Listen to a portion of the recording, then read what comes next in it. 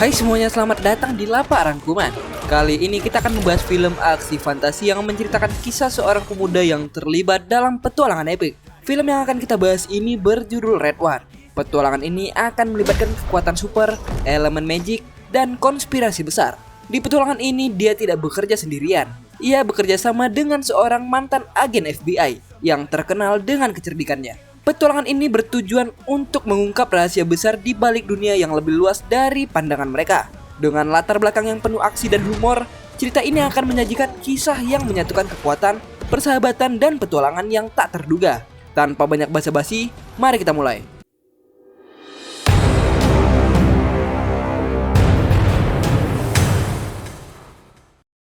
Di suatu malam Natal, seorang anak yang bernama Jack bertaruh kepada keluarganya kalau Sinterklas itu hanyalah mitos. Untuk membuktikan ucapannya, Jack lalu mencuri kunci lemari dan kemudian memperlihatkan tumpukan kado hadiah yang ada di dalam lemari tersebut kepada keluarganya itu. Jack berkata kalau semua ini adalah hadiah yang sudah disiapkan oleh orang tua mereka. Itu artinya Sinterklas itu tidak ada.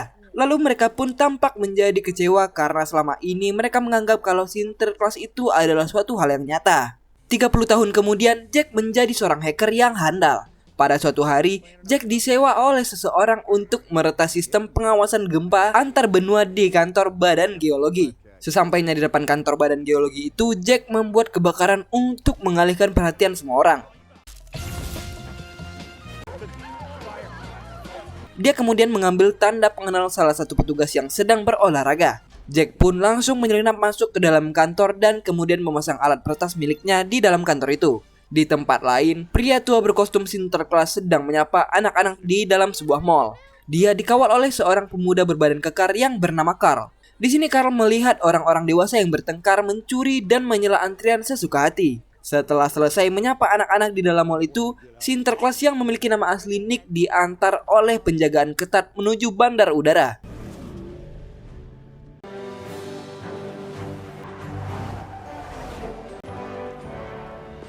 Ternyata di dalam bandar udara itu sudah ada kereta rusa yang akan membawa Nick dan Carl kembali ke kutub utara. Dua pesawat kemudian terbang untuk mengamankan keadaan di sekitar. Setelah dipastikan aman, Nick pun mulai menjalankan kereta rusanya bersama dengan Carl. Ternyata Nick adalah sang Sinterklas yang asli, dan kereta rusa itu pun melesat terbang dengan kecepatan tinggi.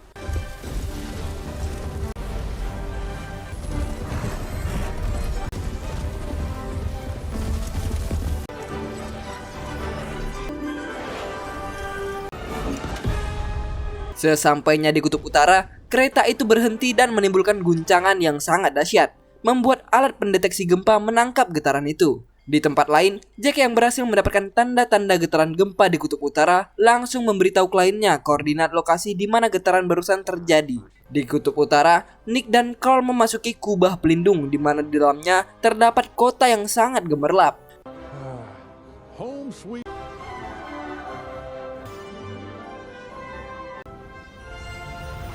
Mereka kemudian berhenti di menara yang ada di pusat kota tersebut. Setelah memarkirkan kereta rusa, Nick dan Carl disambut oleh para petugas yang ada di sana. Semua orang terlihat sibuk menyiapkan kado-kado yang akan diantarkan pada malam Natal besok. Begitu pula dengan istri Nick, Nyonya Claus. Carl kemudian disambut oleh anak buahnya yang berwujud beruang putih yang bernama Garcia. Malam harinya, Carl menemui Nick yang sedang berolahraga untuk menyerahkan surat pengunduran dirinya. Nick pun terkejut karena Carl sudah menjadi asistennya selama ratusan tahun. Nick pun bertanya alasan kenapa Carl mengundurkan diri. Setaunya, Carl sangat suka membantunya membagikan hadiah untuk anak-anak di seluruh dunia. Carl pun menjawab kalau dia merasa sedih melihat anak-anak yang polos itu tumbuh menjadi seorang dewasa yang nakal setiap tahunnya. Daftar anak-anak nakal juga terus meningkat setiap tahunnya.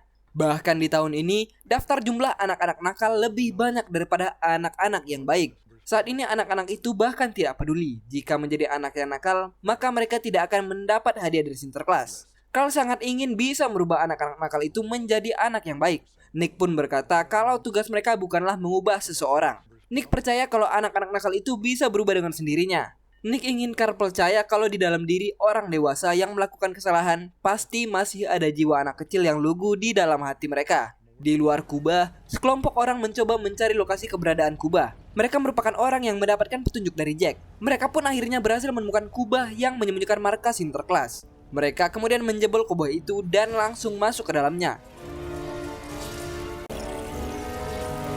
Di dalam kubah setelah memberikan surat pengunduran diri, Carl pun berjalan untuk pulang. Dari jauh, dia lalu melihat ada lampu di menara yang padam. Carl pun langsung menghubungi rekannya untuk mengecek lampu di menara yang padam itu. Beberapa saat kemudian, secara aneh petugas itu tidak bisa dihubungi. Carl yang panik itu pun menelepon semua rekannya untuk menanyakan keadaan Nick. Ternyata tidak ada satupun yang melihat keberadaan Nick. Semua orang pun menjadi panik. Carl pun bergegas masuk ke dalam menara. Dia langsung masuk ke dalam kamar Nick. Ternyata Nick tidak ada di dalam kamarnya. Carl kemudian melihat penyusup yang kabur menggunakan mobil salju. Carl langsung memberitahu semua orang kalau Nick telah diculik. Dia pun berlari mengejar mobil salju itu.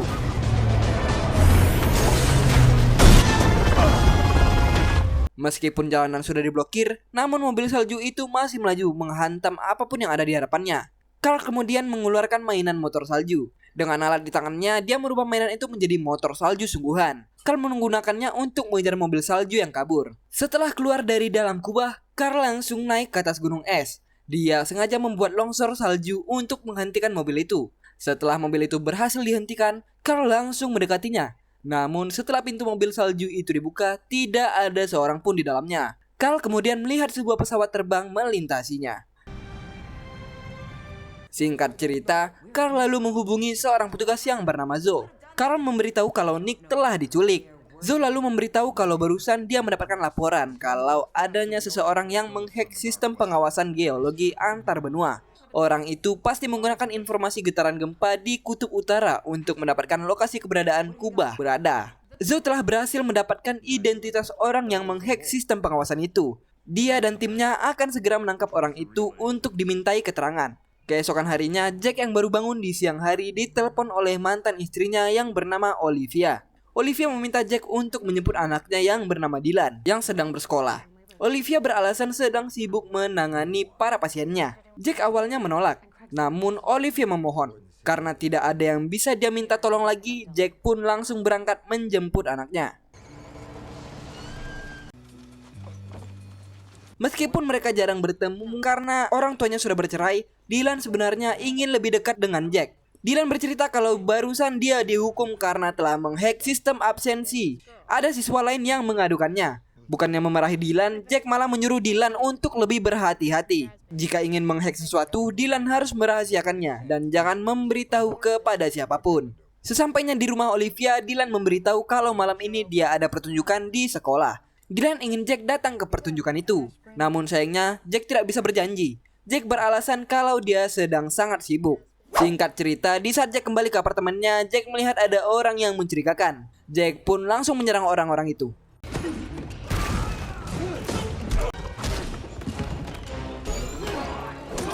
Senjata itu membuat orang-orang itu tidur.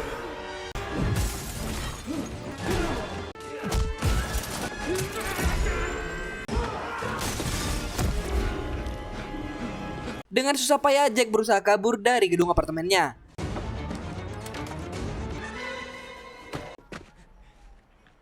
Di dalam lorong, tiba-tiba Jack disetrum oleh Zoe. Jack kemudian terbangun di rumahnya dengan tangan yang sudah diikat. Zoe lalu bertanya siapa yang menyuruh Jack untuk menghack sistem pengawasan gempa antar benua itu. Jack pun menjawab kalau dia tidak tahu identitas orang yang menyewanya. Di dalam dunia hacker, semua orang tidak saling mengenal satu sama lain. Zoe pun memutuskan untuk membawa Jack ke dalam markas.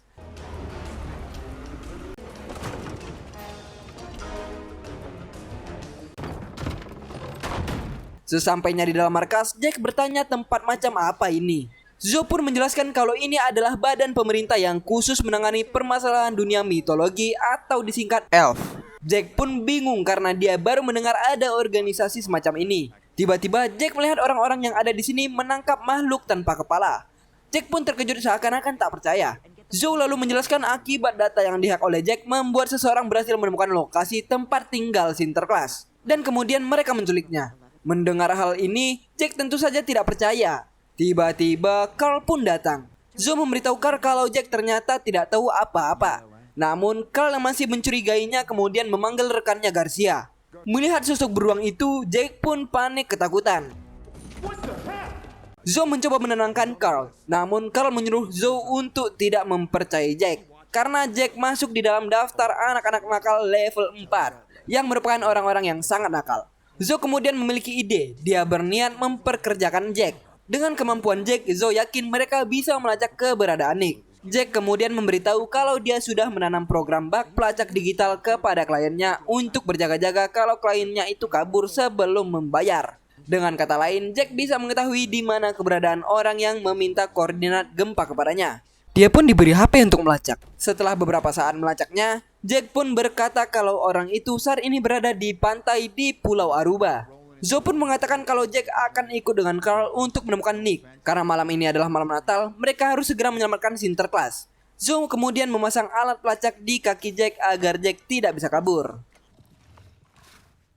Di tempat lain, Nick pun sadar dari pingsannya. Ternyata dia telah diculik oleh penyihir yang bernama Grayla, orang yang ada di hadapan Nick. Grayla berkata kalau dia akan menghukum semua anak-anak nakal di bumi ini, sehingga tidak ada lagi anak nakal yang tersisa. Grayla kemudian menyedot kekuatan Nick untuk dimasukkan ke dalam mesin miliknya, hingga membuat Nick pingsan. Sementara itu, sebelum pergi ke Pulau Aruba, Carl mengajak Jack masuk ke dalam sebuah toko mainan. Carl kemudian mengambil beberapa mainan yang ada di sana. Dia pun lalu membuka sebuah ruangan khusus di dalam toko mainan itu. Ternyata pintu itu adalah merupakan portal menuju kemana saja di muka bumi ini. Mereka timbul di sebuah toko mainan di Pulau Aruba. Saat sudah keluar, Jack pun bingung melihat semua ini. Carl lalu menjelaskan kalau semua toko mainan yang ada di bumi sudah bekerja sama dengan Kutub Utara, dan mereka memiliki portal untuk pergi kemana saja. Carl kemudian merubah mobil mainan yang dia ambil menjadi mobil beneran yang bisa dikendarai mereka. Lalu mereka pun bergegas menuju pantai. Di tengah perjalanan, Jack bertanya, apakah tidak ada orang lain yang bisa menggantikan tugas Sinterklas jika dia berhalangan? Dengan tegas, Carl pun menjawab tidak ada satu orang pun yang bisa melakukan itu selain Sinterklas itu sendiri. Karena Sinterklas tahu kapan anak-anak di planet bumi ini sudah tidur atau belum. Dia bahkan hafal nama miliaran anak-anak yang ada di seluruh bumi ini. Dia adalah satu-satunya orang yang bisa menyebarkan kebahagiaan pada saat malam Natal. Karena dia adalah satu-satunya Sinterklas.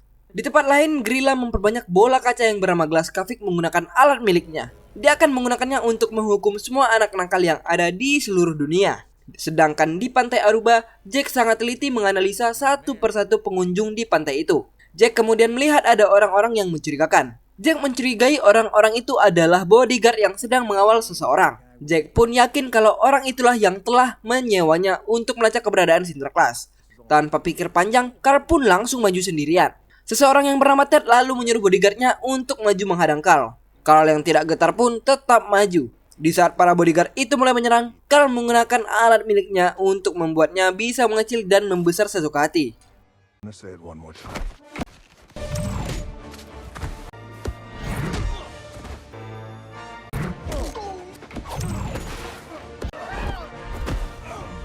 Tak butuh waktu lama, Carl pun mengalahkan kelima bodyguard itu. Jack kemudian bertanya kepada Ted, siapa yang menyuruhnya melacak lokasi keberadaan Sinterklas. Ted pun terlihat ketakutan. Ted tidak bisa menyebutkan nama orang itu. Karena jika dia menyebutkan namanya, orang itu bisa mendengarnya dan tahu apa yang terjadi di sini. Karena Ted menolak memberitahu nama orang itu, Carl pun menyuruh Ted untuk menulis nama orang itu di pasir. Dengan sedikit ketakutan, Ted pun menulis nama orang itu. Dan ternyata bos si Ted ini adalah Grayla. Jack yang tidak tahu tanpa sengaja menyebut namanya. Tiba-tiba, langit menjadi gelap. Ted kemudian dirasuki oleh Grayla. Ted kemudian dirasuki oleh Grayla. Siapa sih namanya anjing ah? Ted kemudian dirasuki oleh Grayla. Carl pun langsung memasang kacamata komunikasi untuk menghubungi Zoe yang ada di dalam markas. Mereka semua akhirnya tahu kalau sosok yang menculik Nick adalah sang penyihir Grayla. Carl pun bertanya kepada Ted yang dirasuki, kenapa Grayla menculik Nick? Grayla pun menjawab kalau dia akan menggunakan kekuatan Nick untuk menghukum semua anak nakal dan orang-orang dewasa yang masuk ke dalam daftar anak nakal.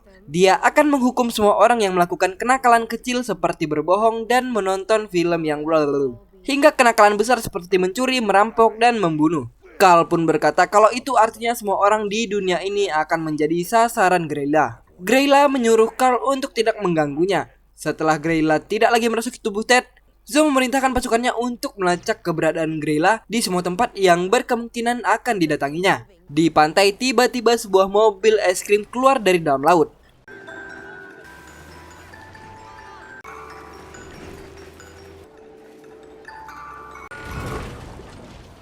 Dari dalam mobil itu muncul 3 monster salju yang mengerikan.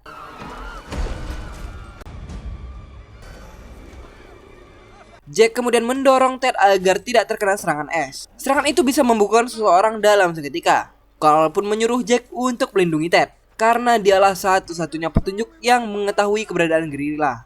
Carl pun kemudian menghadapi salah satu monster salju. Dia berhasil memotong monster salju itu. Namun monster salju itu dengan mudah menyatukan tubuhnya kembali. Sedangkan Jack berusaha membakar monster salju yang mengejarnya. Namun hal itu juga tidak efektif.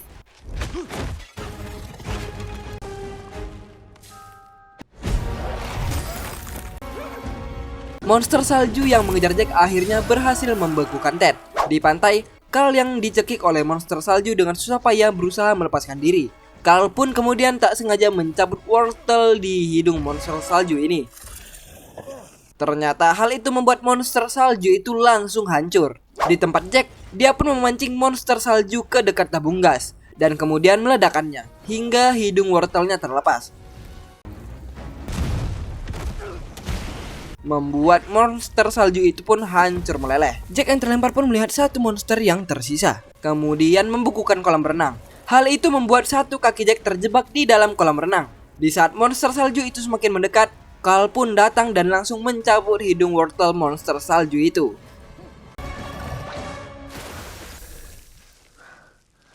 Singkat cerita, Zoe dan anak buahnya lalu datang ke Aruba menemui Jack dan Carl. Zoe memberitahu kalau dia kesulitan melacak keberadaan si penyihir karena si penyihir dan anak buahnya itu adalah makhluk yang bisa berubah bentuk menjadi siapa saja. Carl kemudian menyarankan untuk memeriksa laporan menggunakan sihir ilegal di seluruh dunia. Dari data terakhir yang mereka miliki, mereka mendeteksi ada jejak penggunaan sihir ilegal di Jerman. Carl dan Zoe pun mencurigai seseorang yang merupakan saudara angkat Nick yang kini tinggal di Jerman. Penyihir itu pasti bekerja sama dengannya untuk menculik Nick. Dan kemungkinan besar, Nick disembunyikan di dalam istana saudara angkat Nick yang ada di Jerman itu. Carl pun mengajak Jack untuk bergegas pergi ke sana, karena malam Natal tinggal beberapa jam lagi. Sementara Zoe akan memberitahu semua pemimpin dunia untuk berjaga-jaga menghadapi ancaman sang penyihir. Carl dan Jack kemudian menuju toko mainan untuk masuk ke dalam portal kembali menuju Jerman. Jack kemudian mendapatkan telepon dari Olivia yang marah karena Jack tidak datang ke tempat pertunjukan anaknya Dylan. Jack pun beralasan kalau dia sedang sibuk. Carl pun kembali merubah mobil mainan menjadi mobil sungguhan. Di tengah perjalanan, Carl bertanya bagaimana kabar anak Jack. Hal itu membuat Jack akhirnya curhat kepada Carl kalau sebenarnya dia sangat menyayangi anaknya itu. Namun Jack tidak ingin Dylan dekat-dekat dengannya. Jack tidak ingin Dylan menjadi seperti dirinya yang memiliki kehidupan tidak baik dan suka berjudi. Mereka kemudian berhenti di sebuah pemakaman. Jack pun bertanya siapa sebenarnya saudara angkat Nick ini. Lalu Carl pun berkata kalau saudara angkat Nick yang akan mereka temui ini bernama Krampus. Dahulu, Krampus membantu Nick saat bertugas menyebarkan hadiah Natal. Ketika tahu kalau ada anak-anak yang tidak pantas mendapatkan hadiah Natal, Krampus akhirnya membuat daftar anak-anak nakal dan melarang Nick memberikan hadiah kepada anak-anak itu. Sebenarnya Nick tidak setuju akan hal itu, namun karena menghormati saudara angkatnya itu, Nick pun melakukannya. Namun di saat Krampus mulai menghukum anak-anak nakal itu, Nick pun marah. Nick pun langsung menyembunyikan daftar anak-anak nakal itu. Hal itu membuat Krampus marah dan pergi meninggalkan Nick. Krampus juga sempat bekerja sama dengan sang penyihir untuk menghukum anak-anak yang nakal. Namun mereka berdua akhirnya berpisah hingga saat ini. Sepertinya mereka berdua kembali bekerja sama. Sebelum masuk ke dalam gerbang istana milik Krampus, Carl menyuruh Jack untuk tidak menyentuh apapun di dalam sana. Carl kemudian menggunakan gelang kekuatannya untuk membuka gerbang itu. Melihat ada 2 guguk yang menjaga istana, Carl merubah mainan ayam menjadi ayam beneran untuk mengalihkan perhatian guguk itu. Mereka berdua kemudian berjalan masuk ke dalam istana secara hati-hati. Di sini Jack melihat banyak tumpukan koin emas. Secara tiba-tiba alarm pun berbunyi, membuat para anak buah Krampus datang menangkap Carl dan Jack. Carl pun bingung kenapa mereka berdua ditangkap. Ternyata secara diam-diam Jack mencuri 1 koin emas yang ada di sana. Akhirnya Carl dan Jack pun dimasukkan ke dalam penjara. Di dalam penjara Carl marah kepada Jack karena tidak menuruti perintahnya. Jeff pun meminta maaf. Dia mengatakan kalau dia terpaksa mencuri karena dia mempunyai hutang yang sangat banyak akibat bermain judai. Mendengar hal itu, Carl menjelaskan kalau itu bukanlah keterpaksaan karena Jack masih punya pilihan lain untuk tidak mencuri koin itu. Jack harusnya sadar jika salah mengambil keputusan, hal itu akan berdampak buruk bagi hidupnya. Jack dan Carl kemudian dibawa menghadap pada Krampus yang sedang berpesta. Mereka berdua melihat Krampus yang sedang bermain lomba tampar-tamparan.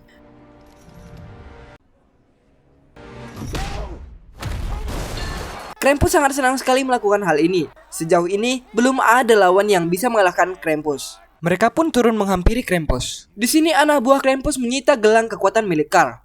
Hal itu membuat Carl tidak berdaya. Krampus kemudian bertanya untuk apa Carl datang ke tempat ini. Carl pun menjawab kalau dia curiga Krampus bekerja sama dengan sang penyihir itu kembali untuk menculik Nick. Krampus pun berkata kalau dia tidak tahu apa-apa mengenai hal itu. Carl yang tidak percaya tetap bersikeras karena dia memiliki bukti. Beberapa saat yang lalu, sang penyihir sempat datang ke tempat ini. Krampus pun memberitahu kalau penyihir itu datang untuk mengambil benda miliknya, yaitu gelas kafik. Namun Krampus sendiri tidak tahu apa maksud sang penyihir mengambil benda itu. Jika Krampus benar-benar tidak terlibat, Carl pun meminta agar dirinya dibebaskan karena dia harus segera menemukan Nick. Namun Krampus hanya akan membebaskan Jack saja, sementara Carl akan tetap berada di sini. Mendengar hal itu, ternyata Jack menolak untuk pergi sendirian. Jack malah menantang Krampus. Dia mengatakan kalau Carl bisa mengalahkan Krampus dalam lomba tampar-tamparan. Krampus tentu saja tidak terima. Krampus pun menantang Carl untuk maju melawannya. Jack pun request kepada Krampus. Jika Carl berhasil menang, maka mereka berdua bisa pergi. Tetapi jika mereka kalah, gimana lagi? Krampus pun menerima tantangan itu. Sebelum memulai permainan, Carl berkata kalau Nick tidak pernah membenci Krampus sedikit pun.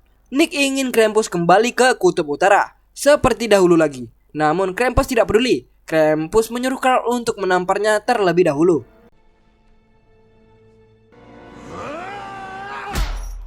Tamparan itu tidak berpengaruh apa-apa kepada seorang Krampus. Di saat Krampus menampar Carl langsung doyong. Secara diam-diam Jack mencuri gelang kekuatan milik Carl. Dia langsung memasangkannya di tangan Carl. Hal itu membuat Carl bisa menampar Krampus hingga terlempar puntang-pantang. Carl kemudian merubah dua mainan robot untuk mengalihkan perhatian. Hal itu membuat tempat pesta itu menjadi sangat amat rusuh.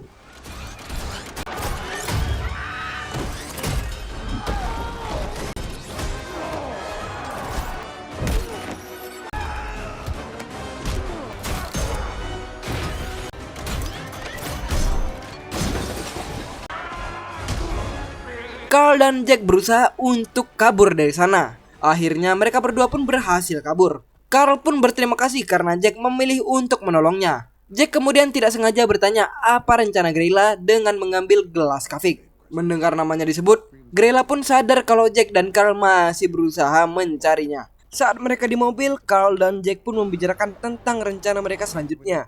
Tapi tiba-tiba mereka melihat piano dan kotak hadiah ada di tengah jalan. Carl melarang Jack menyentuh kotak itu. Setelah Carl membukanya, ternyata kotak itu berisi gelas kafik. Jack kemudian mendapat video call dari Dylan, anaknya yang marah karena ayahnya tidak kunjung datang, namun malah mengirim hadiah jelek berupa bola kaca. Jack dan Carl pun melarang Dylan untuk menyentuh benda itu. Sayangnya mereka terlambat. Dylan sudah menyentuh gelas kafik dan hal itu membuatnya menghilang. Sadar kalau anaknya telah terkena sihir, Jack pun ikut-ikutan menyentuh gelas kafik itu untuk menyelamatkan anaknya. Dan Jack pun seketika ikut menghilang. Jack dan Dylan kini berpindah masuk ke dalam gelas kafik yang ada di dalam markas Grilla. Grilla sangat senang karena gelas kafik yang dia gandakan bisa bekerja dengan lancar. Jack dan Dylan pun melihat Grilla menggandakan gelas kafik dalam jumlah yang sangat amat banyak sekali. Grilla akan mengirim gelas kafik itu ke semua anak-anak nakal di seluruh dunia. Malam ini juga, di tempat lain, Carl menghubungi Zoe. Dia memberitahu kalau Jack telah diculik oleh Grilla. Zoe menyuruh anak buahnya untuk melacak alat pelacak yang ada di kaki Jack. Carl lalu memberitahu, barusan Grilla sebelumnya datang untuk mengambil gelas kafik di tempat Krampus. Dia juga menjelaskan kalau gelas kafik bisa memenjarakan satu anak nakal. Namun, satu gelas kafik hanya bisa untuk satu orang saja. Sedangkan Grilla ingin memenjarakan semua anak-anak nakal yang ada di dunia ini. Dia berpikir kalau Grilla pasti sedang berusaha menggandakan gelas kafik menjadi sangat banyak. Zhou pun berkata, di dunia ini hanya ada satu alat yang bisa melakukan hal itu, yaitu alat pengganda yang ada di kutub utara. Namun alat itu hanya bisa bekerja menggunakan kekuatan Nick. Carl dan Zhou pun akhirnya sadar kalau selama ini Nick masih berada di kutub utara. Anak buah Zhou lalu melaporkan kalau sinyal pelacak di kaki Jack tidak terdeteksi. Mereka berdua pun semakin yakin kalau saat ini Jack ada di dalam kutub utara. Itulah kenapa alat pelacak di kakinya tidak bisa terdeteksi. Carl pun kemudian menelpon Ibu Claus. Wanita itu berkata kalau dia sedang memasak makaroni untuk Nick. Jaga-jaga siapa tahu dia akan kembali secepatnya. Setelah menutup telepon, Carl memberitahu Zhou kalau yang barusan dia hubungi bukanlah Ibu Claus yang asli. Karena Nick tidak suka makaroni. Orang itu adalah anak buah Grilla yang menyamar menjadi Ibu Claus. Sepertinya saat ini kota kutub utara sedang dikuasai oleh anggota-anggota Grilla yang bisa berubah bentuk. Carl dan Zhou pun bergegas menuju kutub utara. Sesampainya di sana, Zhou menggunakan alat pendeteksi elektromagnetik untuk menemukan lokasi Jack. Mereka berdua pun berhasil mendapatkan lokasi keberadaan Jack yang ada di dalam sebuah gedung. Terlihat ada satu orang petugas yang menjaga tempat itu. Carl langsung menghajar orang itu. Dan benar saja orang itu adalah anak buah Grilla yang sedang menyamar. Di dalam, Jack meminta maaf kepada Dylan karena selama ini dia tidak menjadi ayah yang baik hati. Hal itu membuat Dylan kehilangan sosok ayah dan tidak ada yang membimbingnya. Mulai sekarang, Jack berjanji kalau dia akan menjadi seorang ayah yang lebih baik lagi. Tiba-tiba gelas kafik yang mengurung mereka berdua pecah. Hal itu membebaskan Jack dan Dylan. Benda itu hancur karena Jack dan Dylan berubah menjadi orang yang baik. Carl dan Zhou kemudian datang menemui Jack dan Dylan. Carl langsung memastikan kalau yang ada di hadapannya ini benar-benar Jack. Jack kemudian memberitahu kalau Grilla telah menggandakan gelas kafik menjadi sangat amat banyak. Dia akan mengantarkan gelas kafik ke semua anak nakal yang ada di muka bumi ini menggunakan kereta rusa. Carl pun mengajak mereka bergegas karena kereta rusa itu tidak akan bisa jalan tanpa Nick. Saat ini Nick pasti ada di dalam kereta rusa itu.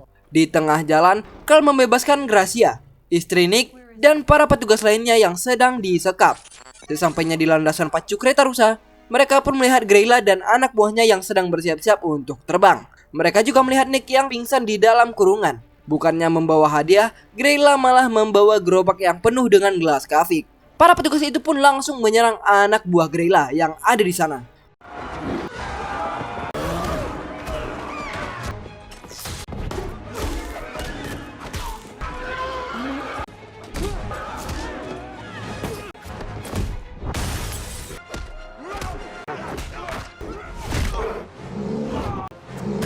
Melihat hal ini, Grilla langsung menjalankan kereta rusa itu. Carl dan Jack pun langsung berlari mengejar.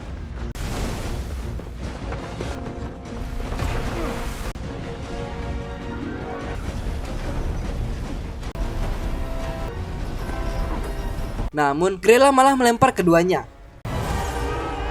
Jack bergelantungan di tali pengait rusa, sementara Carl memegang gerobak. Di saat kereta rusa itu akan keluar dari dalam kubah, Jack melepaskan rantai rusa membuat para rusa terbang bebas.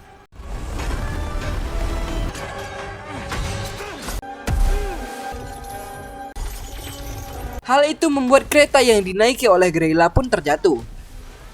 Sementara Carl dan Jack berhasil menyelamatkan diri. Di saat Carl berusaha menyadarkan Nick, tiba-tiba Grilla muncul kembali dalam wujud monster.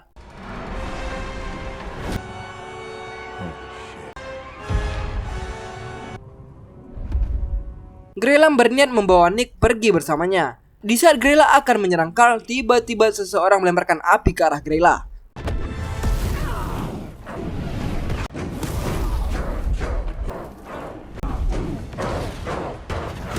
Ternyata orang itu adalah Krampus yang datang ke sini. Krampus menyuruh Grilla untuk pergi karena Nick punya tugas yang harus dikerjakan. Namun Grilla malah melempar Krampus.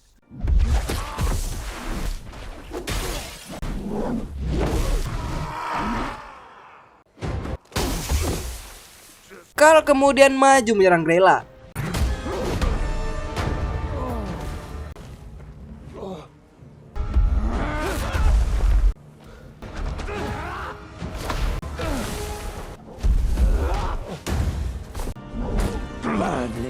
Namun Grilla berhasil menghajarnya. Nick yang sudah siuman memanggil semua rusanya untuk menyerang Grilla. Carl pun berhasil melepaskan diri. Serangan para rusa itu kemudian membuat Grayla terjatuh di dalam gerobak gelas Kavik.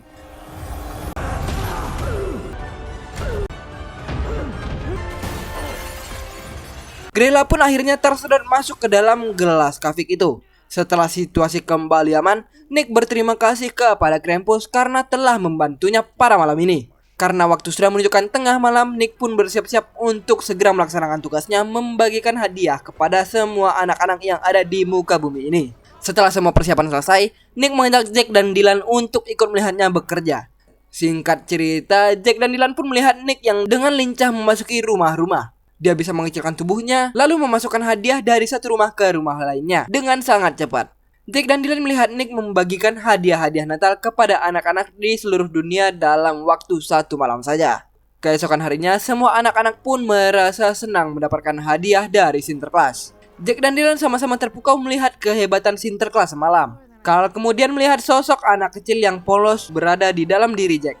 Meskipun orang-orang bisa melakukan kesalahan, namun jauh di dalam lubuk hatinya mereka masih ada jiwa anak kecilnya yang masih polos dan masih bisa berubah menjadi orang yang jauh lebih baik. Carl pun mengatakan kepada Nick kalau dia tidak jadi mengundurkan diri. Carl akan terus menemani Nick untuk menjalankan pekerjaan yang sangat mulia ini. Dan film pun selesai. Sungguh petualangan yang sangat seru. Mimin selalu merekomendasikan teman-teman untuk menonton filmnya secara full agar dapat feel yang lebih baik. Terima kasih yang sudah support channel ini. Jangan lupa like, komen, dan juga subscribe. Kita ketemu lagi di video selanjutnya dan sampai jumpa. Setiap petualangan, setiap cerita yang terjaga dari dunia nyata hingga yang penuh magisnya. Lapak rangkuman, tempat mimpi berwarna nyata. Selami dunia fantasi, berani bermimpi. Di lapak rangkuman semua jadi nyata. Film-film keren kami hadirkan.